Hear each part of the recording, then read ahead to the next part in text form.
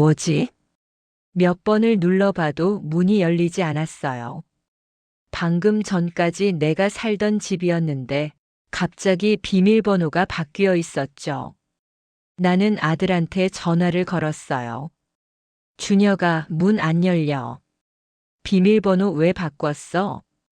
전화 너머로 들려온 대답은 차갑기만 했죠. 보안 때문에 바꿨어요. 저녁에 가서 열어드릴게요. 편의점 앞에서 2시간을 기다렸어요.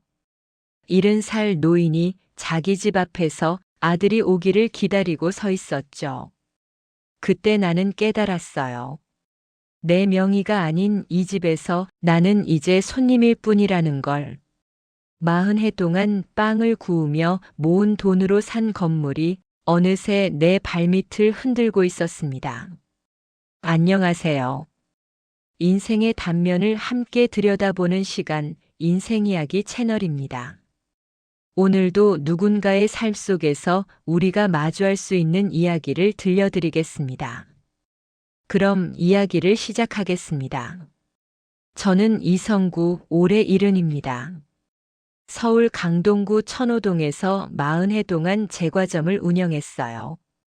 간판 이름은 성구 베이커리. 처음엔 부끄러워서 다른 이름 붙일까도 했는데 아내가 그러더군요. 당신 이름 넣어. 평생 이 동네에서 살 거잖아. 그 말이 맞았어요. 새벽 3시면 어김없이 일어나 반죽 치대고 오븐 온도 맞춰가며 식빵 굽고 단팥빵 소 넣고 크림빵 짜고. 그렇게 40년을 한자리에서 버텼죠. 가게는 학교 앞 큰 길 모퉁이에 있었어요. 1층은 제과점, 2층은 우리 살림집, 3층은 월세 놓았죠. 아침마다 학생들이 와서 크림빵 사가고 점심때면 동네 아주머니들이 샌드위치 사가고 저녁엔 퇴근길 직장인들이 식빵 한 봉지씩 들고 가더라고요. 특별한 장사는 아니었지만 그렇다고 망하지도 않았어요. 매일 팔리는 만큼 만들고 남는 건 복지관에 기부하고 3층 월세도 꼬박꼬박 들어왔으니 그럭저럭 살만했죠. 그러다 보니 어느새 제 허리는 구부정해지고 손가락 마디마디엔 화상 자국이 새겨졌어요. 아들 준혁이는 공부를 잘했어요. 대학도 서울에 있는 괜찮은 곳 나와서 졸업하고 바로 대기업에 입사했죠. LK전자라는 회사였어요. 명함을 처음 봤을 때 나는 밀가루 묻은 손으로 그걸 만지는 게 미안하더라고요. 아들이 고생했다 싶었어요. 이제 아빠보단 나은 인생 사는구나, 그렇게 생각했죠. 준혁이는 회사 다닌 지 3년 만에 결혼했어요. 신부는 같은 회사 경리부 직원 소영이라는 여자였죠. 단정하고 똑 부러져 보이더라고요. 결혼식 날 저는 양복을 입고 신랑 아버지 자리에 섰어요. 하객들 사이에서 밀가루 냄새가 날까봐 식전에 손을 몇 번이고 씻었죠. 주례 선생님 말이 아직도 기억나요. 신랑이 대기업에 촉망받는 인재라는 소개를 들으며 나는 생각했어요. 우리 애가 이렇게 컸구나. 아내는 그때 이미 아팠어요. 췌장암 진단을 받고 항암 치료 중이었죠. 결혼식장에서도 휠체어에 앉아 있었어요. 준혁이는 신혼집을 회사 근처에 얻었어요. 보증금이 필요하다기에 3천을 보태줬어요. 아내가 병원비로 돈이 많이 들어가는 상황이었지만 아들 새 출발인데 빈손으로 보낼 수는 없었거든요. 준혁이 결혼 후 1년쯤 지났을 때 아내가 세상을 떠났어요. 병원비 때문에 가게를 팔까도 생각했었는데 아내가 마지막까지 그러더군요. 이 가게 없으면 뭐하고 살겠냐고 가게나 지키라고. 그 말을 듣고 나니 아내 없는 가게를 지키는 게 더 외로웠지만 그래도 매일 새벽 불을 켜고 반죽을 만지는 게 위안이 됐어요. 손에 익은 일이 그나마 나를 붙들어줬죠. 그 후로 3년 정도 나는 혼자 가게를 지켰어요. 명절 때나 아들 부부를 보는 정도였고 평소엔 전화 통화도 한 달에 한두 번이었죠. 그러던 어느 날 준혁이한테서 갑자기 전화가 왔어요. 회사를 그만뒀다는 거였죠. 순간 귀를 의심했어요. 왜냐고 물으니 이제 사업을 하겠다더군요. 프랜차이즈 사업이라고. 전화 너머 목소리는 들떠 있었는데 나는 왠지 불안했어요. 회사 다니면서 천천히 준비하면 안 되냐고 물었지만 아들은 요즘 세상은 빨리 움직여야 한다며 듣지 않았어요. 더 이상 말릴 수가 없었어요. 그렇게 준혁이는 회사를 그만두고 소영이도 같이 퇴사했다더군요. 그로부터 6개월쯤 지났을 때 동네에 재개발 소식이 돌기 시작했어요. 천호동 일대가 전부 철거되고 대신 대형 상가 아파트 단지가 들어선다는 거였죠. 조합에서 보낸 안내문을 받아들고 나는 한참을 멍하니 앉아 있었어요. 내가 40해를 여기서 빵 구웠는데 이제 다 없어지는구나. 며칠 뒤 조합 설명회에 갔어요. 내 건물은 대지 지분도 괜찮고 위치도 좋아서 영업 보상의 권리금 이주비까지 합치면 꽤 큰 돈이 나온다고 했어요. 평생 모은 돈보다 훨씬 많은 액수였죠. 설명회가 끝나고 집으로 돌아오는데 갑자기 준혁이한테서 전화가 왔어요. 재개발 들어간다며 보상금이 많이 나온다는 얘기를 하더군요. 놀랐어요. 내가 말도 안 했는데 어떻게 알았는지. 아들은 조합 홈페이지에 다 나와 있다며 그 돈으로 뭘 할 거냐고 물었어요. 나는 아직 생각 안 해봤다고 했죠. 그러자 아들은 그냥 통장에 넣어두면 손해라며 부동산 투자가 낫다고 했어요. 자기가 좀 알아보겠다더군요. 전화를 끊고 나니 왠지 모를 불안감이 밀려왔어요. 아들이 갑자기 이렇게 적극적으로 나서는 게 고맙기도 하면서 한편으론 뭔가 석연치 않았죠. 재개발이 본격적으로 진행되면서 가게는 점점 손님이 줄어들었어요. 옆 건물들은 하나둘 철거되고 골목은 공사 천막으로 뒤덮였죠. 나는 그래도 끝까지 가게를 지켰어요. 마지막 날까지 빵을 굽고 단골 할머니들한테 인사하고 그렇게 40해를 정리했어요. 철거 일주일 전 준혁이가 소영이랑 함께 가게로 찾아왔어요. 손에 두꺼운 서류 봉투를 들고 있더군요. 보상금이 나오면 어떻게 할 거냐고 묻기에 천천히 생각해 보겠다고 했죠. 그러자 소영이가 봉투에서 서류를 꺼내더니 테이블 위에 펼쳐 놓았어요. 미리 알아봤다며 암사동 쪽 상가주택 사진을 보여줬죠. 서류에는 4층짜리 상가주택 사진이 있었어요. 1층 편의점, 2층 카페, 3층 주거공간, 4층 주거공간. 월세가 한 달에 500 정도 나온다는 설명이었어요. 1층이 250, 2층이 150, 3층이 100. 그 말이 솔깃했어요. 한 달에 500이면 충분히 살만했으니까요. 건물이 괜찮아 보인다고 하니 아들 부부는 자기들이 발품 팔아서 찾은 거라며 기뻐했어요. 하지만 뭔가 찝찝한 기분이 들었어요. 아들이 이렇게까지 적극적으로 나서는 게 그냥 효심 때문만은 아닌 것 같았거든요.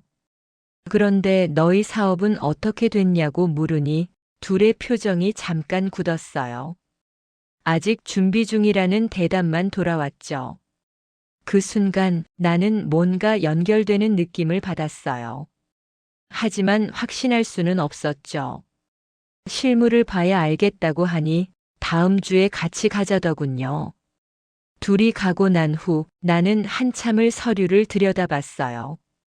사진 속 건물은 깔끔해 보였지만 왠지 모를 불안감이 가시질 않았어요. 그날 밤 나는 오랜 친구 태수한테 전화를 걸었어요. 태수는 같은 동네에서 철물점을 하다가 은퇴한 친구였죠. 애들이 부동산 알아봐 줬는데 뭔가 찝찝하다고 했어요. 너무 적극적이라고 사업은 망한 것 같다고. 태수는 한참을 듣고 나서 조심하라고 했어요. 너무 쉽게 결정하지 말라고. 그래도 내 아들인데 하고 말하니 태수는 한숨을 쉬더군요. 세상에 부모 속이는 자식이 얼마나 많은데. 전화를 끊고 나니 잠이 오질 않았어요. 새벽까지 뒤척이다가 동이 트기 전에야 겨우 눈을 붙였죠. 그렇게 내 인생이 흔들리기 시작했습니다. 보상금이 나오는 데는 넉 달이 걸렸어요. 조합에서 통장으로 입금됐다는 문자를 받았을 때 나는 핸드폰을 들고 한참을 멍하니 서 있었죠. 평생 이렇게 큰 돈을 한꺼번에 받아본 적이 없었으니까요. 문자를 받고 10분도 안 돼서 준혁이한테서 전화가 왔어요. 돈이 들어왔냐며 이번 주말에 같이 보러 가자더군요. 좋은 물건 놓치면 안 된다는 말과 함께요. 나는 잠시 망설였어요. 조금 더 생각해 보고 싶었거든요. 하지만 아들은 조급하게 몰아붙였어요. 지금 부동산 시장이 엄청 빨리 움직인다며 자기가 찍어둔 매물을 다른 사람들도 보고 있다더군요. 좋은 물건을 놓칠까봐 나는 결국 그 주말에 만나기로 했죠. 토요일 오전 암사동 그 건물 앞에서 만났어요. 실물은 사진보다 더 좋아 보였어요. 4층짜리 깔끔한 상가주택. 1층엔 편의점이 영업 중이었고 2층엔 작은 카페가 있었어요. 중개사가 설명했어요. 1층 편의점 월세가 250, 2층 카페가 150, 3층 주거 공간이 100, 이렇게 한 달에 500 나온다고. 4층은 건물주가 거주하면 된다더군요. 관리는 어떻게 되냐고 물으니 건물주가 직접 하거나 관리회사에 맡기면 된다고 했어요. 준혁이가 옆에서 거들었어요. 아빠는 4층에서 살면 되고 월세는 자기들이 관리를 도와주겠다고. 소영이도 정말 좋은 물건이라며 거들었죠. 그 말이 그럴듯하게 들렸어요. 나는 계약 진행을 결정했어요. 일주일 후 공인중개사 사무실에서 계약 준비를 했어요. 그런데 소영이가 조심스럽게 말을 꺼냈어요. 명의를 자기들 쪽으로 하는 게 어떻겠냐고. 왜 내 돈으로 사는데 내 이름으로 해야 한다고 했죠. 준혁이가 설명하더군요. 세금 문제가 있다고 내 나이에 이만한 부동산 보유하면. 종합부동산세가 엄청나다고. 연간 2천만 원은 나간다더군요. 2천만 원. 나는 깜짝 놀랐어요. 그래서 명의를 자기들 쪽으로 해두는 게 절세에 유리하다고 했어요. 어차피 내가 실사용하는 거니까 법적으로만 자기들 명의로 해두는 거라고. 중개사도 거들었어요. 요즘 많이 그렇게 한다며 절세 목적으로요. 나는 고민에 빠졌어요. 세금으로 2천씩 나간다는 게 부담스러웠거든요. 그때 태수가 했던 말이 떠올랐어요. 명에 넘어가면 법적으론 내 거 아니야. 그래도 불안하다고 하니 소영이가 차분하게 설명했어요. 계약서에 특약 사항을 넣으면 된다고. 내가 평생 4층에 살 수 있다는 거, 그리고 월세도 내가 받는다는 거. 법적으로 다 보장되니까 걱정 말라더군요. 그게 법적으로 효력이 있냐고 물으니 중개사가 고개를 끄덕이며 말했어요. 특약사항은 법적 효력이 있다고. 나는 한참을 고민했어요. 세금 2천만 원은 정말 큰 돈이었으니까요. 결국 나는 결정을 내렸어요. 명의는 아들 이름으로 하되 특약사항은 반드시 넣기로. 준혁이가 밝게 웃었어요. 계약서를 작성하면서 특약사항에 이렇게 적혔어요. 소유권자는 이성구에게 해당 건물 4층 평생 거주권을 보장하며 1층 3층 임대 수익은 이성구가 전액 수령한다. 중개사가 설명했어요.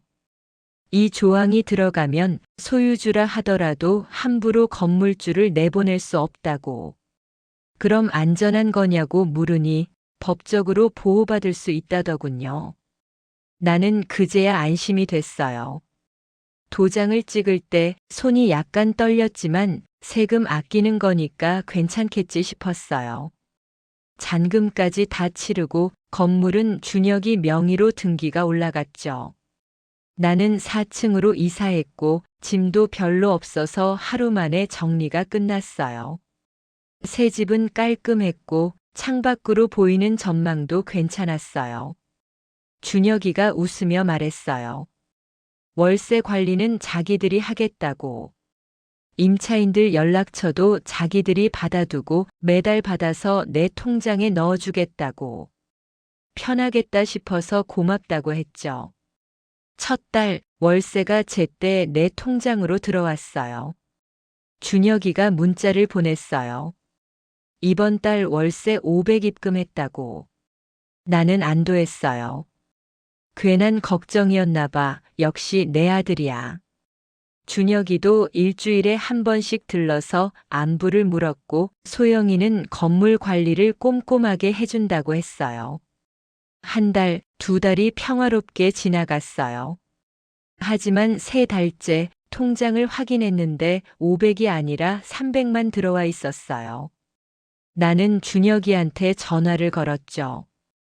이번 달 월세가 300밖에 안 들어왔다고.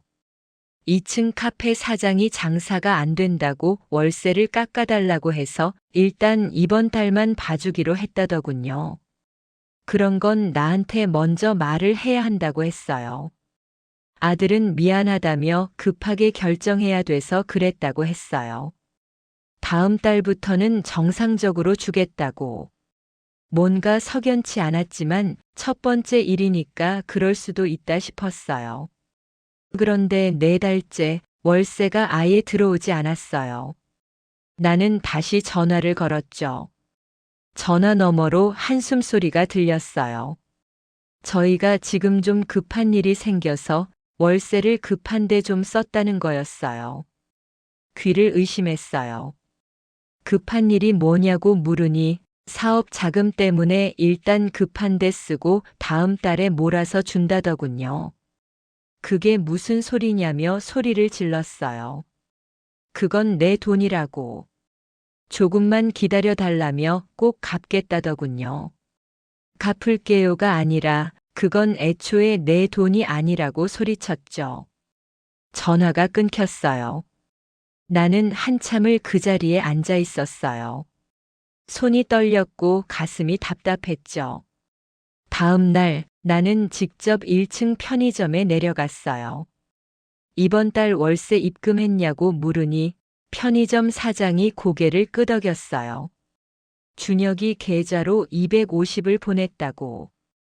2층 카페도 찾아갔어요. 역시 준혁이한테 150 입금했다더군요. 3층도 마찬가지였어요. 100을 입금했다고. 모든 임차인이 월세를 제때 냈다는 거였어요. 250 더하기 150 더하기 100, 총 500. 그런데 그 돈이 내 통장으로 오지 않은 거죠. 준혁이가 중간에서 가로챈 거였어요. 나는 그날 밤 태수한테 전화를 걸었어요. 큰일 났다고. 지금까지 있었던 일을 전부 털어놨어요.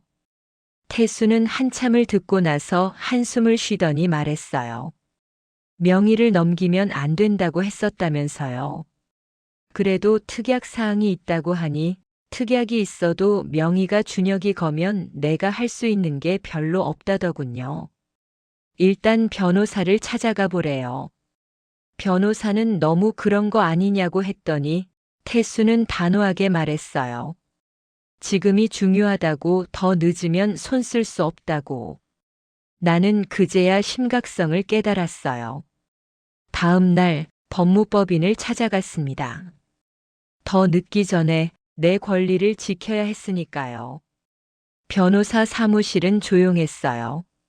나는 떨리는 손으로 계약서를 꺼내 놓았죠. 젊은 여자 변호사가 서류를 꼼꼼히 읽어 내려갔어요. 한참 후에 입을 열었죠. 특약사항은 유효하다고 했어요. 거주권과 임대료 수령권 모두 법적으로 보호받을 수 있다고. 그럼 내가 안전한 거냐고 물으니 일단은 그렇다더군요. 하지만 한 가지 문제가 있다고. 소유권이 아들 명의라는 점이라고 했어요. 아들이 이 건물을 담보로 대출을 받거나 제3자에게 매각할 경우 특약 사항이 있어도 복잡해질 수 있다더군요. 그 말을 듣는 순간 머리가 멍해졌어요. 그럼 나는 어떻게 해야 하냐고 물었어요. 변호사는 일단 임차인들 연락처를 확보하고 월세를 내 통장으로 직접 받도록 변경하래요. 그리고 아들이 함부로 건물을 처분하지 못하도록 가처분 신청을 고려해 보라고 했죠. 가처분이 뭐냐고 하니 법원에 신청해서 임의 처분을 막는 거라더군요. 나는 고개를 끄덕였어요. 상담을 마치고 나오는 길에 나는 각층 임차인들한테 개별적으로 연락을 했어요. 준혁이 몰래요. 나는 건물주 이성구라며 앞으로 월세는 내 통장으로 직접 넣어달라고 했어요. 1층 편의점 사장이 난처한 표정으로 말했어요. 준혁이가 관리비랑 이것저것 처리해 주는데 어떻게 하냐고. 나는 계약서상 임대료 수령권은 내게 있다고 했어요. 법적으로도 내가 받아야 하는 게 맞다고. 그제야 편의점 사장이 고개를 끄덕였어요. 다음 달부터 내 통장으로 넣겠다고. 2층 카페 사장도 3층 임차인도 모두 동의했어요. 그날 저녁 준혁이한테서 전화가 왔어요. 목소리가 차갑게 식어 있었죠. 무슨 짓이냐고 물었어요. 당연한 일 했다고 내 건물이라고 했죠. 명의가 자기 건데 뭐가 내 건물이냐더군요. 명의는 내 거지만 계약서에 월세 받는 사람은 나라고 써 있다고 했어요. 전화 너머로 침묵이 흘렀어요. 그러더니 준혁이가 낮게 말했어요. 솔직히 말하겠다고. 자기들이 지금 완전히 망했다고. 침묵했어요. 프랜차이즈 본사가 사기였다더군요. 계약금 3천 날렸고 인테리어 대출까지 받았는데 지금 빚이 7천이라고. 7천. 머리가 멍해졌어요. 그래서 이 건물을 담보로 대출을 받아야겠다더군요. 그게 무슨 소리냐며 벌떡 일어섰어요. 아들은 냉정하게 말했어요. 명의가 자기 거니까 자기가 담보 대출 받는 게 뭐가 문제냐고.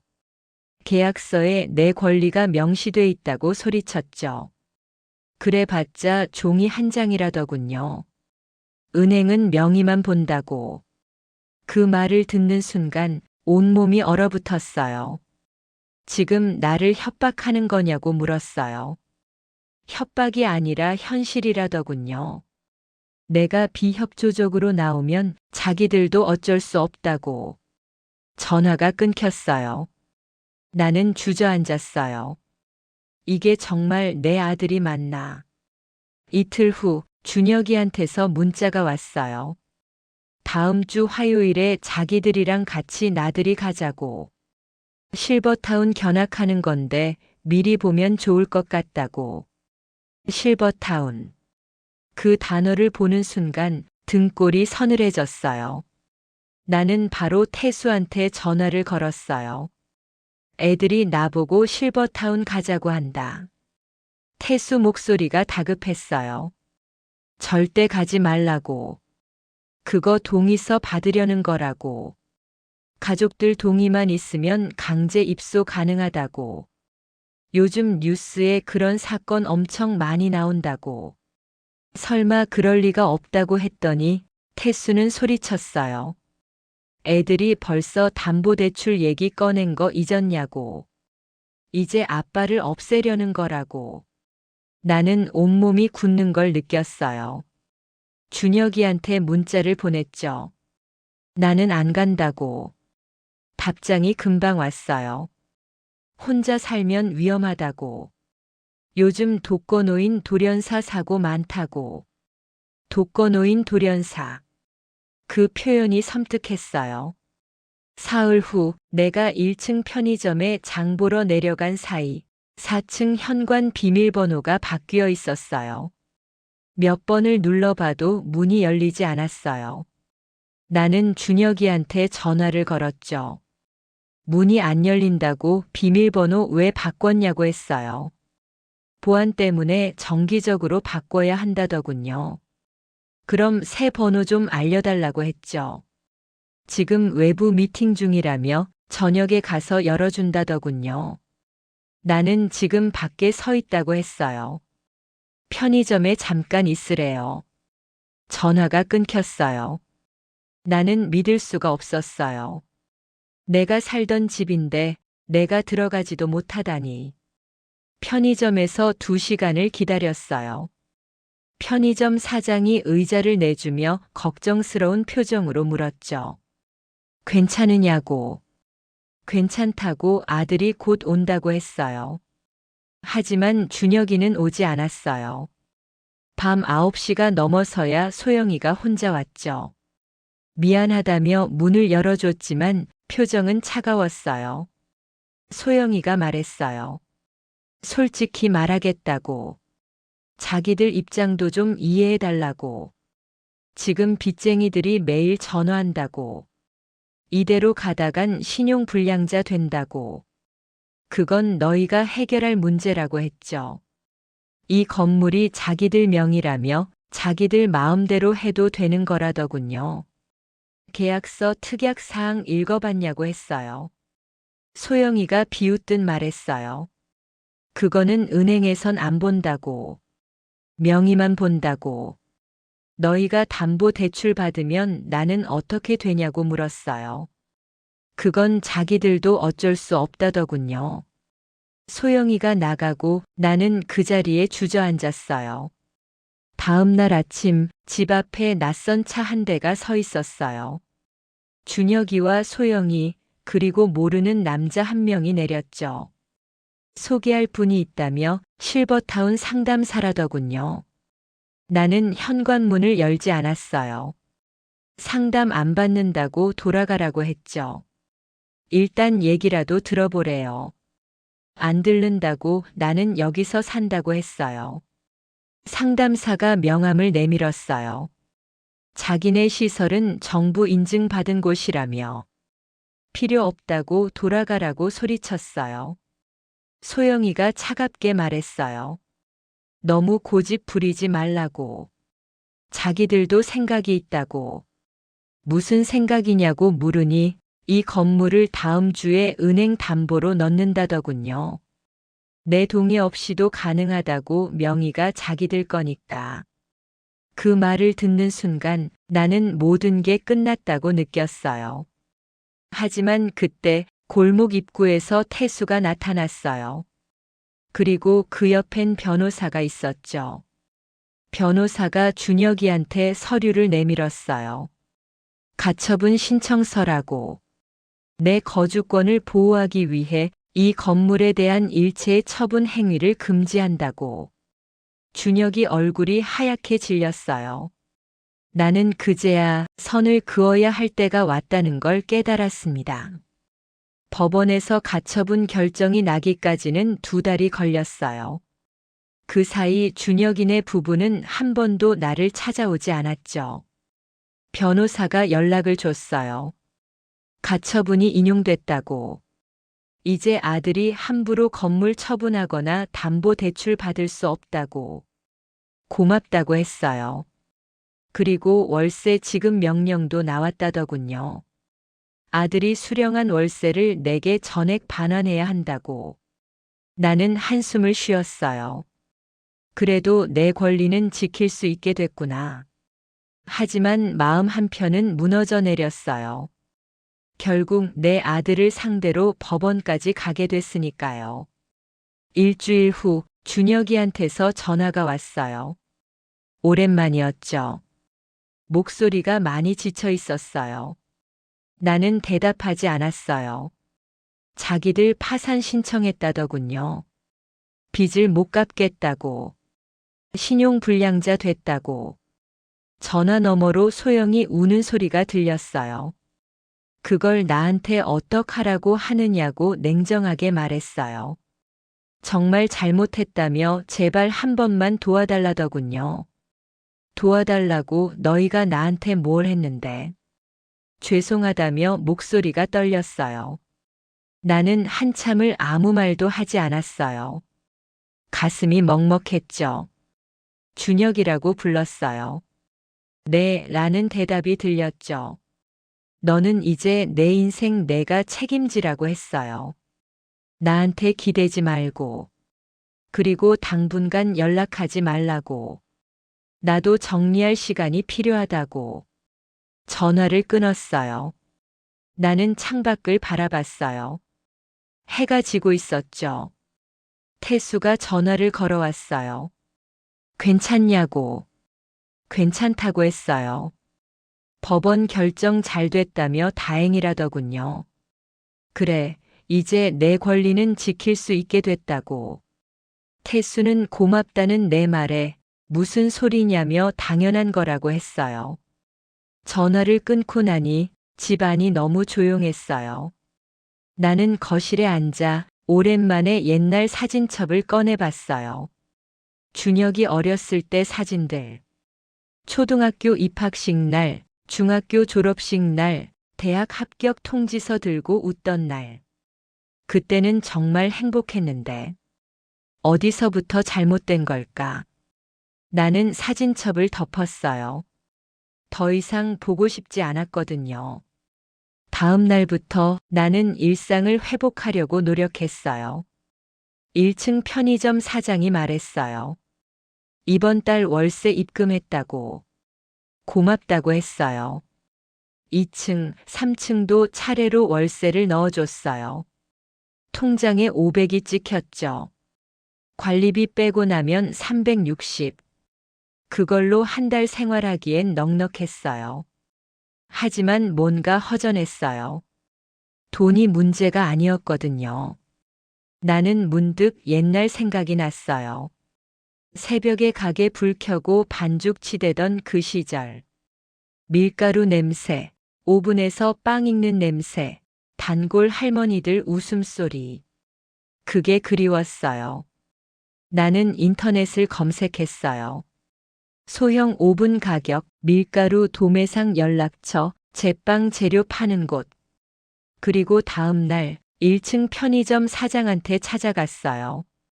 내가 빵을 만들어서 여기 납품하면 안 되겠냐고 물었어요. 편의점 사장이 의아해했어요. 어르신이 직접 만든다고요?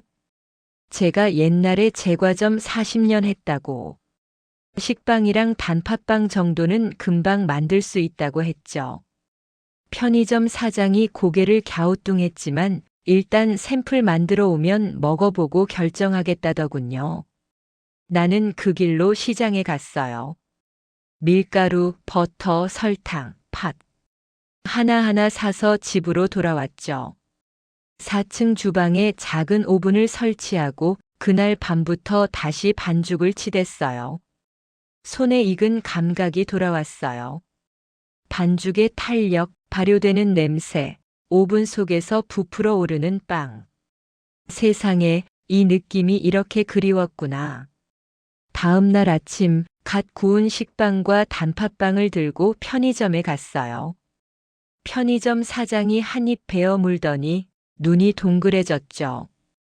진짜 맛있다더군요. 그럼요, 40년 경력이라고 했어요. 그럼 매일 20개씩 납품해주면 안 되겠냐더군요. 좋다고 했어요. 나는 그렇게 다시 빵을 굽기 시작했어요. 새벽 4시에 일어나 반죽 치대고 빵 굽고 아침 7시에 편의점에 내려가서 진열하고 손님들이 하나둘 사가기 시작했어요. 직접 만든 거냐고 물으며 칭찬하고 내일도 단팥빵 만들어 달라고 부탁하고 그 소리를 들으니 가슴이 따뜻해졌어요. 석 달이 지났어요. 어느 날 태수가 찾아왔죠. 요즘 완전 달라졌다며 표정도 밝아졌다더군요. 그런 것 같다고 빵 만들고 나니까 살만 난다고 했어요. 준혁이 쪽에서는 연락 없냐고 물으니 없다고 했어요. 근데 괜찮다고. 태수가 고개를 끄덕였어요. 잘했다고 가족이라고 무조건 참는 게 답은 아니라고. 맞다고 나도 이제야 알겠다고 했어요. 그날 저녁 나는 4층 거실에 앉아 창밖을 바라봤어요. 석양이 지고 있었죠. 이 건물은 법적으로 아직 준혁이 명의예요. 하지만 나는 여기 살 권리가 있어요. 법원이 인정해줬으니까요. 그리고 매일 빵을 구우며 내 힘으로 살아가고 있죠. 혹시 나중에 준혁이가 다시 찾아올까요? 글쎄요, 모르겠어요. 오면 오는 거고 안 오면 안 오는 거죠. 중요한 건 나는 이제 더 이상 누구한테 기대지 않는다는 거예요. 나는 이성구로 살 거예요. 70살 제빵사. 새벽에 반죽 치대고 빵 굽고 손님들 웃는 얼굴 보면서 하루하루 살아가는. 어쩌면 이게 내가 평생 원하던 삶이었는지도 몰라요. 누구 눈치 안 보고 내 손으로 뭔가 만들고 그걸 누군가가 좋아해 주고. 그렇게 나는 내 인생을 되찾았습니다. 그로부터 6개월이 지났어요. 나는 여전히 매일 새벽 4시에 일어나 빵을 구웠어요. 1층 편의점에선 내 빵이 꽤 인기였죠. 처음엔 하루 20개로 시작했는데 지금은 40개까지 늘었어요. 편의점 사장이 웃으며 말했어요. 요즘 출근길 손님들이 내 빵을 찾는다고. 아침마다 품절이라고. 고맙다고 했어요. 나는 기분이 좋았어요. 돈 때문이 아니라 누군가 내가 만든 걸 좋아해 준다는 게 기뻤거든요. 어느 날 아침 2층 카페 사장이 올라왔어요. 자기네 카페에서도 내 빵을 팔면 안 되겠냐고. 모닝 세트로 커피랑 같이 내고 싶다고. 좋다고 했어요. 그렇게 2층 카페와도 거래가 시작됐어요. 매일 오전엔 편의점용, 오후엔 카페용 빵을 구웠죠. 바쁘긴 했지만 나는 행복했어요. 40해 전 처음 빵을 구울 때처럼 뭔가 의미 있는 일을 하고 있다는 느낌이 들었거든요. 월세 360에 빵 판 돈까지 합치면 한 달에 450 정도 벌었어요. 70살 노인이 혼자 살기엔 충분한 돈이었죠. 어느 날 저녁 태수가 찾아왔어요. 손에 소주 한 병을 들고 있었죠. 오랜만에 한잔하자더군요. 그래, 들어오라고 했어요.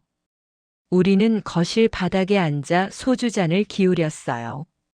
태수가 말했어요. 정말 달라졌다고. 표정이 완전히 바뀌었다고.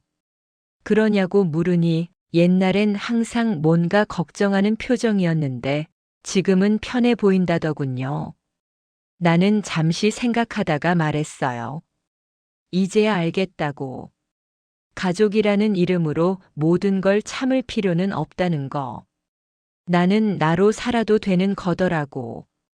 태수가 고개를 끄덕였어요. 내가 그걸 깨달은 게 정말 다행이라고. 우리는 한참을 말없이 술을 마셨어요. 혹시 준혁이한테서 연락 왔냐고 물으니 아니라고 했어요. 근데 괜찮다고. 이게 나한텐 더 편하다고. 태수가 한숨을 쉬었어요. 그래도 부자지간인데. 친구야, 부자지간이라고 다 같은 건 아니라고 했어요. 어떤 관계는 끊어야 서로 편한 거라고. 그 말을 하면서 나는 가슴 한편이 여전히 아팠어요. 하지만 그 아픔을 받아들이기로 했죠. 며칠 후 우편함에 편지 한 통이 들어 있었어요. 발신인은 준혁이었죠. 나는 한참을 편지를 들고 서 있었어요. 열어볼까 말까 하다가 결국 나는 편지를 열었어요. 그동안 정말 죄송했다는 내용이었어요. 자기들이 너무 큰 잘못을 저질렀다고. 지금 지방에서 작은 일을 하고 있고 소영이도 파트타임으로 일한다더군요. 빚은 천천히 갚아가고 있다고. 용서를 구할 자격이 없다는 걸 안다며 다만 내가 건강하길 바란다더군요. 편지를 읽고 나니 눈물이 났어요. 하지만 그 눈물이 슬픔인지 아니면 안도인지 잘 모르겠더라고요. 나는 편지를 접어서 서랍에 넣었어요. 답장은 하지 않기로 했죠. 아직은 그럴 마음이 없었으니까요. 그날 밤 나는 주방에 서서 내일 구울 빵 반죽을 준비했어요. 밀가루를 체에 내리고 버터를 녹이고 이스트를 물에 풀었죠. 손에 익은 동작들. 이 일을 40년 넘게 해왔으니 눈 감고도 할 수 있었어요. 반죽이 완성되자 나는 그걸 볼에 담아 랩을 씌웠어요. 내일 아침이면 2배로 부풀어 있겠죠. 창밖을 보니 달이 밝았어요. 나는 창가에 서서 한참을 밤하늘을 바라봤어요. 70살. 이 나이에 나는 새로운 시작을 했어요. 누군가에게 기대지 않고 내 힘으로 서는 법을 배웠죠. 혹시 이게 늦은 건 아닐까? 그런 생각도 들었지만 곧 고개를 저었어요. 늦은 게 아니야. 지금이 딱 맞는 때야. 나는 미소를 지으며 주방 불을 껐어요. 내일 아침 4시면 또다시 새로운 하루가 시작될 거예요. 빵을 굽고 사람들에게 전해주고 그들의 웃는 얼굴을 보는 하루. 이게 바로 내가 원하던 삶이에요. 누구의 아버지가 아니라 이성구로 사는 살. 나는 침대에 누웠어요. 오랜만에 마음이 편안했죠. 그리고 조용히 눈을 감았어요. 내일 또 빵을 구워야 하니까. 내 손으로 내 인생을. 지금까지 인생이야기였습니다. 인생이야기 채널은 매일 저녁 7시 사람과 사람 사이의 관계 속에서 피어나는 다양한 인생의 이야기를 전해드립니다. 오늘 이야기가 마음에 남으셨다면 구독, 좋아요, 알림 설정 잊지 마세요. 여러분의 응원이 저희에게 큰 힘이 됩니다. 늘 함께 해주셔서 감사합니다.